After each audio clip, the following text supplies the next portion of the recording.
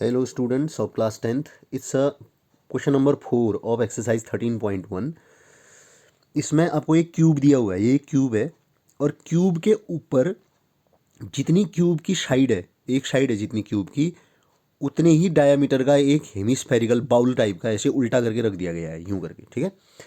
तो side of cube दी है, इसमें 7 सेंटीमीटर है। मैक्सिमम डायामीटर कितना हो सकता है? मैक्सिमम माने जितनी साइड होगी उतना ही तो रख सकते हैं उसके ऊपर हम हेमिस्फेयर। अगर उससे बड़ा लिखेंगे तो वो बाहर नहीं आ जाएगा। तो मैक्सिमम डायमीटर क्या हो सकता है उसका? 7 सेंटीमीटर।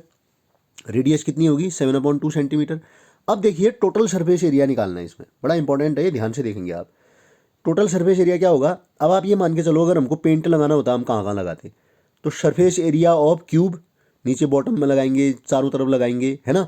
और ऊपर हेमिस्फेरिकल बाउल रखा है, कह रहा हूँ ऐसे करके, हेमिस्फेरिकल कुछ भी ना, बाउल शेप्ड ऐसे उल्टा करके, तो उसके भी इसमें पेंट लगेगा बाहर वाले सरफेस में, तो वो ऐड हो जाएगा। तो total surface area of cube plus curved surface area of hemisphere, ये हो गया। लेकिन जितने पार्ट में वो हेमिस्फीयर रखा होगा उस पार्ट को वो ढक भी तो रहा होगा, उतना ढक भी तो जाएगा उससे नीचे क्यूब का। अब क्यूब का तो हमने पूरा एरिया लिया था, क्यूब का उतना एरिया ढक जाएगा उसका। वो किसके बराबर होगा? जितना बेस होगा उसका। जैसे कटोरा रख दो ना आप, एक बाउल रख दो ऐसे, तो कटोरे का जितना बेस होगा, जितना उसका, उतना ढक भी तो देगा वो, तो उसको घटाना पड़ेगा, minus area of base of hemisphere. समझ में आ रहा होगा? तो total surface area of cube क्या होता है? 6 × x², मैंने साइड को x ले लिया, plus curved surface area of hemisphere 2πr²। Area of base क्या होता है उसका? πr², सर्कुलर होता है ना। अगर आप कटोरे को ऐसे रखोगे उसमें, तो ऐसे कितना एरिया ढकेगा? वो एक सर्कल के बराबर नहीं ढकेगा। तो πr² हो गया, घट गया, ये πr² आया। कैलकुलेट किया, वैल्यू रखी, 6 × 7² प्लस 22/7, 7/2, 7/2, कैलकुलेट कर करके 332.5 सेंटीमीटर स्क्वायर एरिया आ गया। अब आप देखिए इस क्वेश्चन में, ये भी वैसा ही क्वेश्चन है, इसमें भी एक हेमिस्फेयर है जो है, लेकिन क्यूब है, क्यूब दिया हुआ है, सॉलिड क्यूब। अब हेमिस्फेयर को उल्टा रखने के बजाय इसमें हेमिस्फेयर एक गड्ढा काट दिया गया है उसमें हेमिस्फेरिकल शेप का, ठीक है। अब बोल रहा है total surface area of remaining solid निकालो। इसका कुछ नहीं दिया है, हम मानना पड़ेगा हमको, इसकी साइड भी नहीं दी है। Let the side of cube is a, हमने मान लिया। अब मैक्सिमम डायमीटर ऑफ हेमिस्फेयर कितना होगा? कितना काट सकते हो आप? जितनी साइड होगी उससे बड़ा कहाँ से काटोगे भाई? जितनी जगह होगी उतना ही तो काटोगे हेमिस्फेयर। तो उसका डायमीटर कितना होगा? ए के बराबर, साइड ऑफ क्यूब के बराबर। रेडियस कितना हो जाएगा? a/2। अब देखिए area of remaining solid.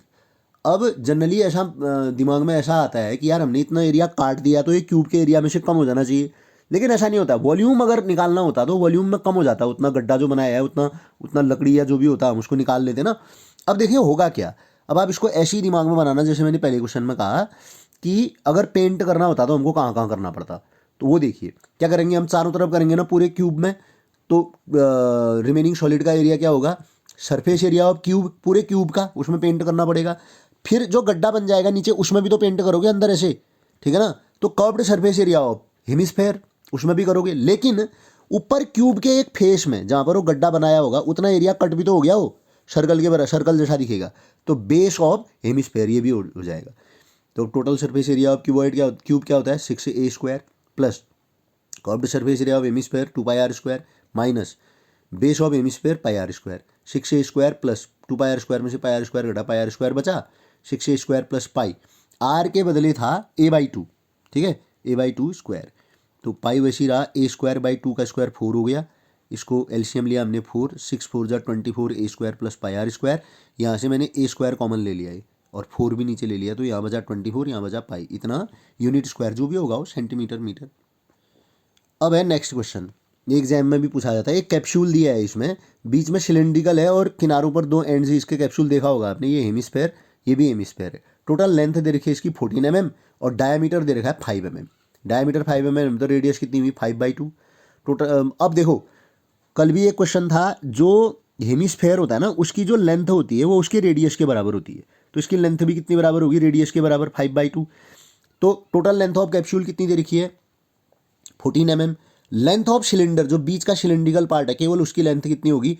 Total length minus दोनों हेमिस्फेयर के लेंथ को घटा देंगे। 2 × हेमिस्फेयर की लेंथ कितनी है? 5/2, 2 से 2 कटा, 14 - 5 दैट इज 9 mm। अब निकालो सरफेस एरिया ऑफ कैप्सूल। क्या होगा? Surface area of cylinder plus surface area of 2 hemispheres, होगा नहीं होगा? सरफेस एरिया ऑफ सिलेंडर क्या होता है? 2πrh प्लस 2 हैं तो 2 से मल्टीप्लाई कर दिया, 2 × सरफेस एरिया ऑफ हेमिस्फीयर क्या होता है, pi r square, 2 pi r square other. तो 2 पाई आर कॉमन आ रहा है इसमें से, यहाँ बचा एच, यहाँ बचा 2 आर, ये एक 2 बच गया, एक ये आर बच जाएगा। तो अब आप इसमें वैल्यूज़ रख दीजिए, 2 इंटू 22/7, 5/2, एच की वैल्यू 9, 2 इंटू आर की वैल्यू 5/2 थी, 2 से 2 कैंसिल हुआ, 9 प्लस 5 कितना हो गया 14, इसको यहाँ से 2 से 2 कैंसिल हुआ, बाई 22 5 जा 110/7 इंटू 14, इससे ये कैंसिल हुआ 2 टाइम्स, 220 mm² आ गया।